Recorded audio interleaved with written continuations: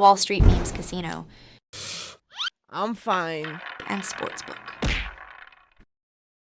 This is Joe Pugh for IFLTV. We are here at the Co-op Live, Manchester. Delighted to be joined by Jamie Moore. We just said off camera, what an arena. This is unreal, isn't it? Something else, isn't it? I was well impressed when I came in, and looking forward to being part of the first boxing event here. Yeah, obviously we know the history of the MEN, what it is now with the AO Arena, whatever you want to call it, but as far as venues go, this could be potentially the new home of Manchester boxing, if not British boxing.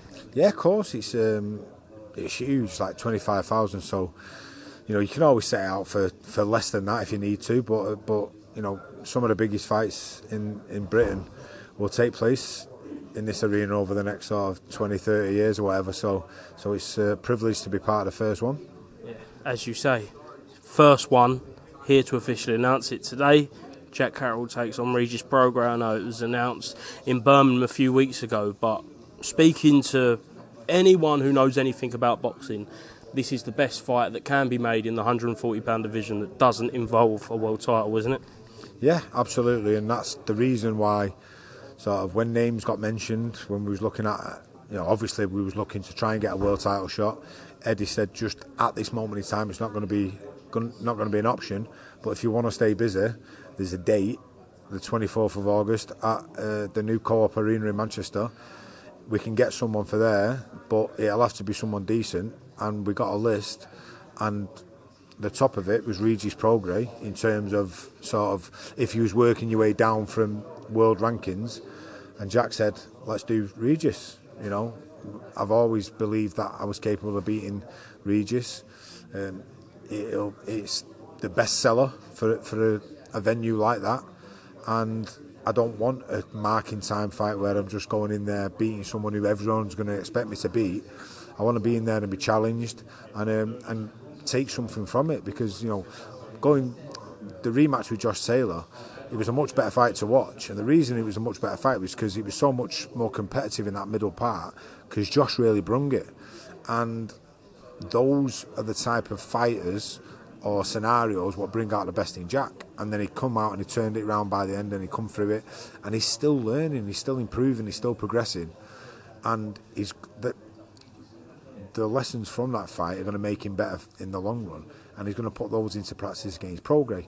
And I've no doubt, I've always been confident, I've said it for 3 or 4 years now, Jack Catterall for me beats any £140 fighter in the world, and I still truly believe that. And the reason why we've took this, it can look like maybe it's a big risk or we're overlooking, and we're not. All it is we've got so much confidence in Jack Catterall's ability. Just speaking about the busyness, the activity, for so long in Jack's career, that's not something you was blessed with. As a trainer, you must be over the moon that now, fight after fight, and there is kind of full backing from a promoter now. Activity and consistency always play into fighters' hands. They're always in better form when they're busy, and Jack's never had that. The only thing he has had is consistency of himself. He's so disciplined, and he's always been in the gym when there's never been a date in sight. So I've said it many a times, he's the most dedicated fighter I've ever come across, and I still say that to this day. And the reason he's able to have been able to compete the way he has done over the last 3 years is not because he's been busy and consistent, it's because he's busy and consistent outside of activity in terms of fighting. He's been in the gym non-stop, and he's a credit to himself. Do you genuinely believe there's still levels to unlock from Jack Caroll? I know there is. I can tell, because he's getting better now. I can see it in him still in the gym, and he's probably still learning how to navigate a hard 12-round fight. He can navigate 12 rounds no problem when he's in total control, but when he's at this level now and people are going to be adapting and changing and pushing in different areas, he has to learn to adapt and navigate it differently. That's what the lessons what he's took on board from last time, and he will take on moving forward. And sometimes when a fighter gets to the age 30, 31, they're starting to get on the slide. I feel like Jack's getting better, and the reason he's getting better, his defence is so good. There's not a lot of miles on the clock, so he's still fresh, and maybe the inactivity from, say, the age of 26, 27, up until this point, is going to stand him in better stead in the long run, because he won't have them miles on the clock, and they'll give him another 3 or 4 years at the back end of his career. Do you think Jack not necessarily needed that with Josh Taylor in the second fight, but will help him moving forward, as you say, pacing a hard championship 12-round fight, because you come through Regis, there's nowhere to go apart from the top 140. No, of course, but I think he both needed it and he wanted it. So I think he needed it in terms of getting that experience on board, but I think he wanted it to prove to himself that when he is dragged into a hard fight, he can come through it and he can grit it out, dig deep, and come out on top. I just spoke to Regis. Interestingly, he said he doesn't believe Jack Catterall is a world-class 140-pounder. What do you make of that? Yeah, listen, he's entitled to his opinion, and notoriously fighters, when they're involved in a fight, don't give their opponent any credit. So I'm sure his opinion will change afterwards. Are you more confident than the Josh Taylor rematch for Regis Prograis? I'm always confident in when Jack goes into a fight, because I know how hard he works, I know how much ability he's got, and I'm confident, I've said it for years, I've always believed for the last 4 years that he's the best 140-pound fighter in the world. That's not changed, and it's, if anything, it's sort of cemented my belief as the time's gone on, and I'm sure it'll do that even more so after the 24th. Yeah, we'll find out on August 24th. Jamie, I want to ask you about Cameron Vong. Obviously, really good learning rounds against Jeff Afori. New weight division, he said he felt a lot better at that. First of all, what did you make a couple of weeks back against Jeff Afori, and how's he doing now? Yeah, he's good. He's been back in the gym this week. He's another one. He's never out of the gym. He just lives and breathes the sport. Absolutely invaluable. The rounds what he got against Jeff. In only his 5th fight, 10 rounds, some tough rounds where he had to sort of find out a lot about himself, and he came through the other side. So really good learning fight for him, and you know, you're much better getting those lessons on board early rather than you know. I anticipate by the time he gets to 10 fights, he'll be fighting for the British title.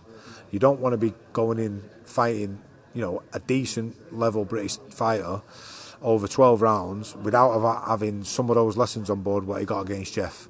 I had a good chat with Jeff actually. We walked back to the car park, to the hotel, round through the car park after the fight, and I had a good 10-minute chat with him. And to be fair, he had a lot of good things to say about Cameron, and fighters like him are invaluable for the sport, because okay, they'll win some, lose some, but even when they lose, they fight as hard as they can, and they give the fighters who they've been in with, they either give them a loss and a lesson, or they give him a hard fight and a lesson. Either way, whoever's in the opposite corner is taking something on board. So I'm so glad that Cameron's got that experience on board now, rather than further down the line when it's a harder fight. Do you think that was a harder fight than the Flynn would have been? I think so. Yeah, I think, you know, Jordan Flynn's probably naturally smaller, and it doesn't come as intently as Jeff Afori does. So, but you'll never know. You know, styles make fights, and you know, maybe Jordan Flynn would have given different problems. But all I know is it was a hell of a test for him on the night, and he came out with flying colours. You know, 8 rounds to 2, which I thought was right on the night, and he goes on and gets the lessons on board. Last thing, just want to ask you about away from your stable. What do you make of this Carl Froch Anthony Joshua thing? This is wild, absolutely wild. Yeah, it's listen, Carl's a wind-up merchant, and you know, it doesn't surprise me. And you know, people are saying, is it going to affect AJ performance and stuff? I just don't. You know, the amount of attention AJ gets from all angles every day of the week must be sort of overwhelming, or he's got real tough skin. I don't think it'll affect him in the slightest.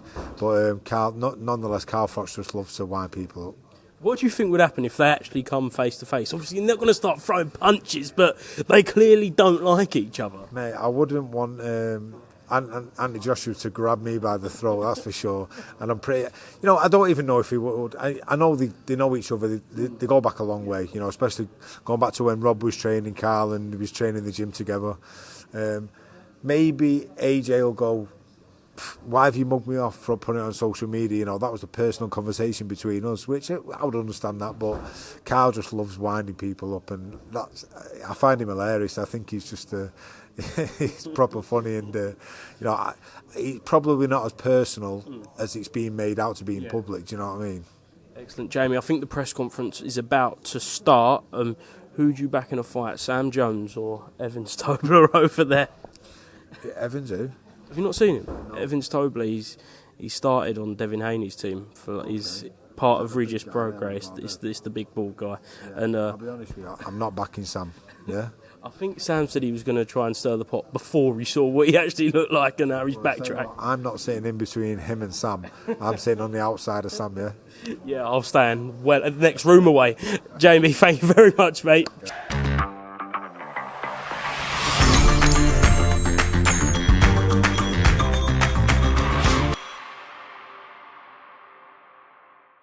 Wall Street Memes Casino, I'm fine. and Sportsbook.